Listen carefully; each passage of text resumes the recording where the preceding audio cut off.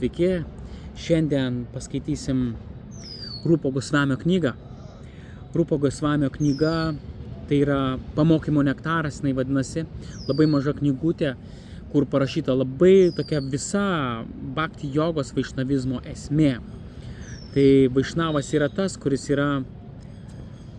yra atsidavęs Dievui. Iš esmės siekia tobulumo, ar ne? Siekia tobulumo per Dievą ir galiausiai tas tobulumo pasiekimas ir yra, reiškia, pasiekti Dievą, pasiekti savo sielą, suvokti visų pirma save kaip sielą ir tada, reiškia, suvokti dvasinį pasaulį, dvasinio pasaulio ypatybės ir patį Dievą, reiškia, mūsų kūrėją ir užmėgsti su juo ryšį santykį. Taigi, pamokymo nektaras Rūpos Gosvamio knygutė turi 9 posmus, tokius 9 eilutės ir jos labai tiksliai gražiai aprašo apie, tiesiog toks yra kaip dvasinio tobulėjimo toksai kelias, tokia visa esmė, esencija. Tai Rūpa Gosvamis buvo šventasis vienuolis. Jisai gyveno čia Vrindavane, aš esu dabar kaip tik irgi Vražadhamui, už mano nugaros yra Govardhano kalnas. Suradau tokią gražią vietą, taip spamedžiai, gėlės ir už mano nugaros yra Govardhano kalnas. Kaip tik jau aplink Govardhano kalną labai bhajananandžiai, kurie praktikuoja būtent dvasinės praktikas, bhakti jogą, netgi daug kitų religinių, ten, pavyzdžiui, kaip Šiva garbina, netgi garbina Durgą. Iš tikrųjų, beveik visų, kaip čia pasakyti, ne religijos, bet dvasinių praktikų įvairiausių, kai kurie garbina Šivą, kai kurie garbina Ganešą, siekia materialių gerybių, Durga irgi siekia materialių gerybių. Ta prasme, kad garbina Dievą arba tam tikras pusdievius, dievybės Dievo. Tai jie taip pat labai mėgsta atvažiuoti čia ir apeiti šitą Govardhanos kalną, nes tai yra didžiulis palaiminimas. Tai va tokia labai ypatinga vieta. Ir paskaitysim iš Rūpos Gosvamio, kaip ir sakiau, jisai va čia gyveno, tai jis čia visur gyveno, jisai eidavo aplink Govardhanos kalną. Yra Bhajana Kutyras, jisai buvo prie Radha Kundos, taip pat Vrindavane ir taip pat prie Nandagramo, kur reiškia Krišnos namų. Labai visur iš čia, visur būdavo. Tai reiškia, Rūpa Gosvamis, kuris jisai labai mėgo šitą vietą, jisai labai mylėjo Vrindavaną, Vražadhamą, visą šitą. Ir jisai labai ypatinga šventa asmenybė su savo visa istorija, su savo lilom ir visi Vrindavano gyventojai labai mylėjo ir jeigu reikėdavo kažkokio tai patarimo, kildavo jiems kažkokie klausimai, jie eidavo pas Rūpą Gosvamį klausti ir visą laiką jo atsakymai būdavo teisingi, bet kokiu klausimu. Taigi, tai šventasis labai ypatingas, jisai buvo karaliaus šeiko kairioji ranka, patarėjas, vienas iš patarėjų. Jisai tvarkė iždą, įsivaizduojat, iždą tvarkė, reiškia karaliaus, reguliavo viską, finansų tekėjimą. Karalius jam buvo padovanojęs didžiulius rūmus. Jisai gaudo algos tiesiog labai daug ir jam tiesiog buvo pilna kambarį, jisai tos rūmus turėjo. Įsivaizduokit, Rūpa Gosvamis turėjo didžiulius rūmus dovanotus karaliaus, bet jisai tenais jie buvo tušti faktiškai. Jisai ateidavo ten nakvodavo, bet nakvodavo tiesiog ant žemės. Ir tos gautus pinigus tiesiog mesdavo į tą kambarį vieną. Ir net po daug metų tie pinigai, net, ta prasme, auksinės monetos tokios, jos net netilpo į tą kambarį, jis įsakėjo pro šalį. Bet jis gyveno labai išaukštintai ir labai paprastą gyvenimo būdą ir viduje jisai meldėsi, mantras kartojo, Dievui meldėsi, labai mylėjo Krišną, Radharani. Taigi, tokia labai ypatinga asmenybė. Ir kaip ir sakiau, rūmuose jisai miegodavo ant žemės ir visus algą, kurią gautų, jis tiesiog mesdavo į kambarį. Tai buvo pilnas kambarys ir netgi ėjo per duris lauk, paprastai netilpo į vieną kambarį, jo visa alga ten daug metų. Ir vieną dieną jisai metė savo tarnybą, karaliui ir jisai pilnai atėjo į Vrindavaną. Jis susidėjo tokią gamčią, tokį rūbą, reiškia, apsijuosė save. Tiesiog viena tokia gamčia ir viskas. Ir jisai pasiėmė džapos karolius ir tai buvo jo gyvenimas. Jisai meldėsi nuo ryto iki vakaro, rašė knygas, pamokslavo ir dalyvavo Radha Krishnos žaidimuose dvasiniuose, meditacijai. Jo maistas ten buvo labai minimaliai, stiklinė pieno kartais išgerdavo, kartais nieko nevalgydavo, kartais kažkas pavaišindavo, nežinau, kokių ryžių saują. Jo buvo labai jisai kukliai maitinosi, jo maistas buvo labai tiesiog truputėlį. Miegojo jisai apie pusvalandį, 20 minučių apie pusvalandį, va tiek laiko jis tik tai miegojo, įsivaizduojat, maitinosi labai kukliai, tiesiog minimaliai, kad gyvybę palaikyti ir jo, bet visą laiką buvo tokias ekstatiškas ir kupinas jėgų, energijos ir ir visą laiką meditavo, meldėsi Dievui ir nurodymus pavyzdį, jo knygos yra labai ypatingos. Ir paskaitysim vieną iš šių knygų, bus reiškia aš nežinau, pažiūrėsiu, kaip man pavyks, ar kiekvieną dieną, ar kas antrą dieną, paskaitysim po vieną posmą, postų yra 9 ir tą posmą truputėlį aš pakomentuosiu. Tai vienas iš šio posmų, tai pirmas posmas iš Rūpos Gosvamio ir pamokymų nektaras, tai jisai skamba taip. Susitvardė žmogus, kuris pajėgia sutramdyti poreikį kalbėti, proto reikalavimus, pykčio prasiveržimus, ištveria liežuvio ir pilvo alkį, bei kontroliuoja lytinius organus, pasižymi visomis būtinomis ypatybėmis, kad turėtų mokinių visame pasaulyje. Taigi toks gražus posmas ir jisai kalba iš esmės apie dvasinį mokytoją, kas gali būti dvasiniu mokytoju. Pamokantis guru yra viena iš tikrųjų, bet dvasinis mokytojas, inicijuojantis dvasinis mokytojas, jisai turi pilnai kontroliuoti savo juslės. Yra 2 terminai, reiškia, yra godasa ir yra gosvamis. Gosvamis tai reiškia kontroliuoja savo juslės, apie tai čia ir kalbama, reiškia, kad gosvamis jisai kontroliuoja savo juslės. Jis yra nugalėjęs šitą materialią gamtą. Ir dvasinis mokytojas jisai turi būti, kuris jūs atvestų tiesiai į dvasinį pasaulį, pas Dievą, jis turi būti šventas. Ir pilnai išsivadavęs ir pilnai sukontroliavęs, kaip sakant, visą materialią gamtą ir savo kūną tramdo savo visas juslės. Taigi tik toks dvasinis mokytojas, šito posmo esmė yra tokia, kad tik toks dvasinis mokytojas, jisai jūs atves pas Dievą. Kitu atveju tai bus problema. Tai čia inicijuojantis dvasinis mokytojas ir tas mokytojas, kuris jūs paims už rankos ir atves pas Dievą, įsivaizduojate. Į dvasinį pasaulį jūs nuves. Tai čia yra jo savybės. Jo savybės yra tokios, reiškia, kaip sako, kas kontroliuoja savo poreikį kalbėti, ar ne? Poreikį kalbėti, liežuvis, ar ne? Vis tai, ką žmonės nori kalbėti apie materialius dalykus, tauškėti kažkokius tai niekus. Kontroliuoti reiškia kalbėti apie dvasios dalykus. Pavyzdžiui, mes kartuojam mantrą, Hare Krishna Maha mantrą, tai jau mes kontroliuojam, ar ne, liežuvį, savo kalbos dovaną mes panaudojam tarnystei Dievui. Ta prasme, būtent dvasiniam tobulėjimui. Tai yra kontrolė. Kontrolė tai nereiškia, kad sustabdyti, ar ne? Kontrolė tai nukreipti dvasinius dalykus. Taip pat liežuvis, ar ne, liežuvį kontroliuojam. Liežuvis nori valgyti mėsą, valgyti visokius blogybės, visokius dalykus, bet pavyzdžiui, bhaktai yra vegetarai, ar ne? Yra vegetarai. Kontroliuoja savo liežuvį ir plus dar maistą aukoja Dievui, reiškia, aukoja maistą Dievui ir tai valgo. Tai nėra taip, kad valgo bele ką, bet kur, bet kada. Tai yra kontroliavimas ir valgo nedaug, nepersivalgo, yra, kaip sakant, nes persivalgymas ir daug valgymas, nesikontroliavimas, taip pat ligas iššaukia tam tikras, Ir bendrai tai yra kontrolė, reiškia, kontroliuoti, ar ne. Pykčiai įvairiausi, kontroliuoja pykčius.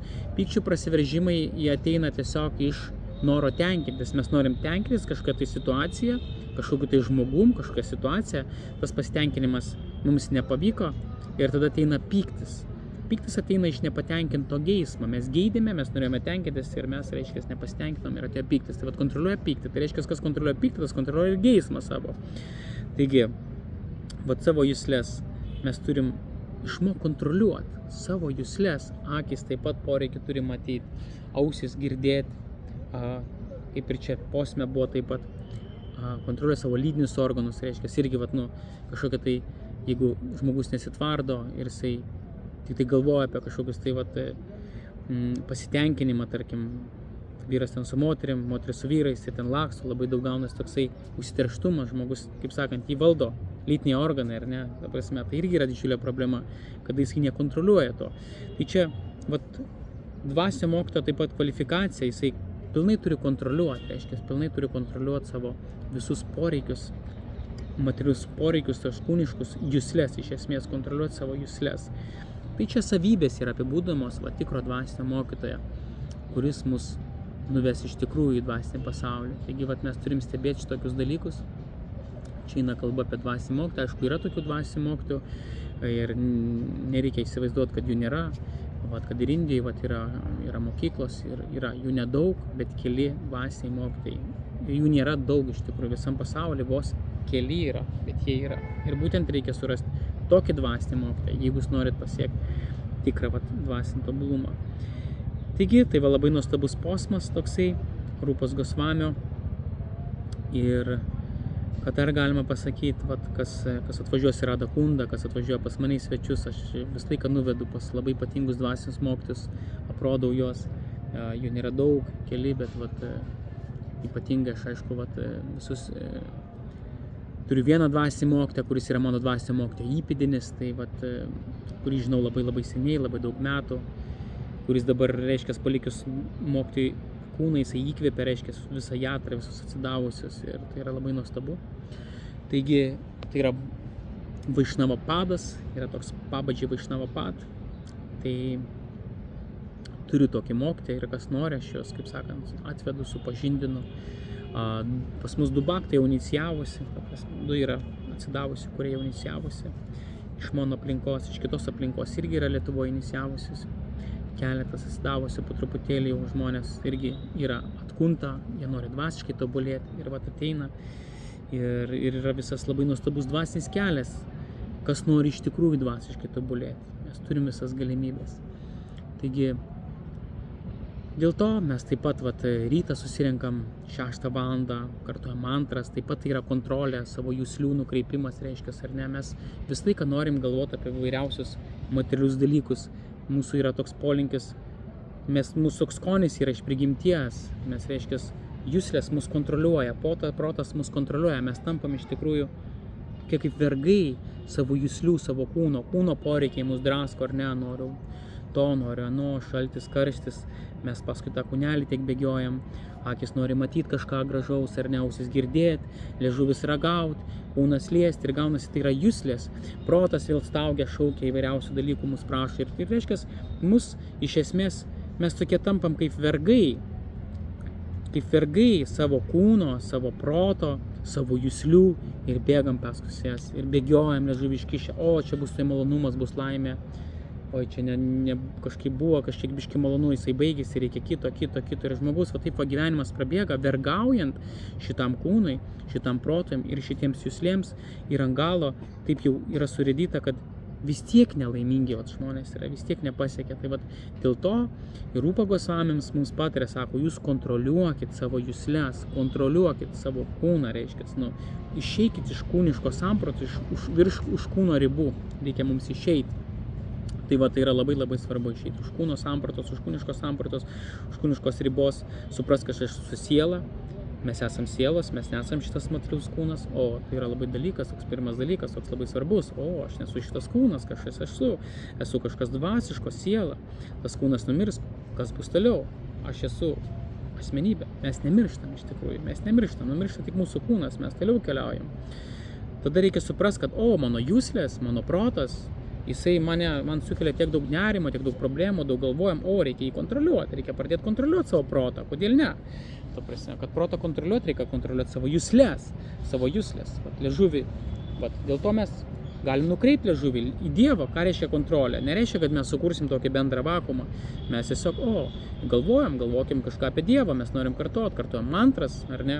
Skaitom knygas, skaitykime dvasinės knygas, šventas knygas, galvokim apie šventus dalykus, mes norim svajuoti medituoti, mes medituokim tada į dvasinės transcendentinės lylas žaidimus, nes yra dvasinės praktikos viena iš tokių pagrindinių dalių, tai kartuojamas mantras ir kai mes mantrą kartuojam, mes keliame į vidinę meditaciją, prisimenam, reiškia, apmastom Radharani Krišnos dvasinio pasaulio, reiškia gyvenimą, dvasinio pasaulio lylas, žaidimus, mes apie juos galvojam, juos įeinam ir tokiu būdu užsipildom, reiškia mūsų širdis supildo dvasinę energiją, taip pat ateina palaima, žinojimas ir ta prasme, kai mes gaunam vidinį džiaugsmą per dvasinės praktikas ir ne, kartodami mantrą, atlikdami bhadžiną, tą vidinės meditacijas įvairiausias, maistą, pavyzdžiui, mes gaminam, aukojam Dievui, po to jį valgom, skaitom, klausom apie dvasinius dalykus, užsipildom tiek daug dvasinių dalykų ir tie dvasiniai dalykai yra tokie sielai, artimi labai, mums patiems artimi sielai, tai suteikia labai didžiulį džiaugsmą.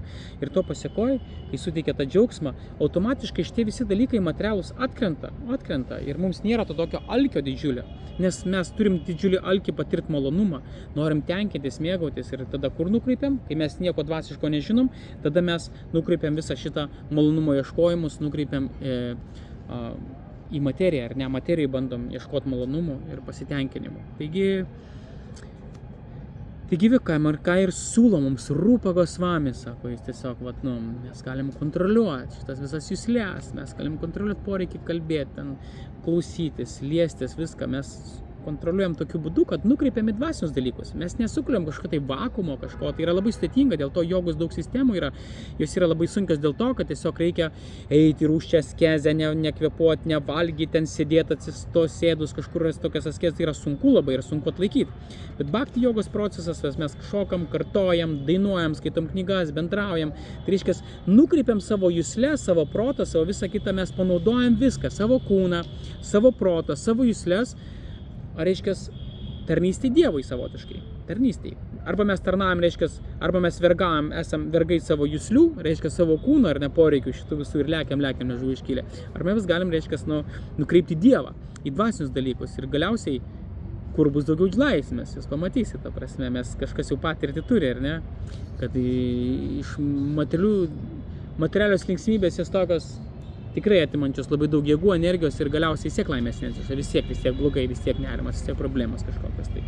Tai tokiu būdu, kodėlgi išmintingas žmogus, reiškia, išmintingas, intelektualus, jis neturėtų pasinaudoti tą galimybę savo išmintim ir tiesiog nukreipti savo visus poreikius kažkaip tai sudvasinti, ar nesudvasinti ir bent jau pabandyti patirti, reiškia, dvasinį malonumą. Ir tai yra realu ir labai tikra. Aš labai džiaugiuosi, kad jau nuo vaikystės, reiškia, pajutau tą momentą tokį, kad pradėjau kažkaip ieškoti dvasinių dalykų ir turiu labai ypatingų tokių gilių realizacijų apie materialią gamtą, reiškia, ir apie dvasinę gamtą. Tai dvasiniai gamtoje galiu pasakyti, kad tikrai tai yra labai paprasta, bet yra labai daug ramybės, džiaugsmo ir tikrai labai malonu, tiesiog labai gera širdyje. Tai visą laiką norisi jausti ramybę ir laimę ir kad būtų gera širdį. Tai visos dvasinės praktikos, ypatingai šitą bhakti jogą praktika tikrai labai ypatinga ir suteikia džiaugsmą, ramybę, viską iš tikrųjų, viską dovanoja, netgi ir materijoje kažkaip tai geriau sekasi. Aišku, kodėl bhakti joga, kodėl tas kelias? Todėl, kad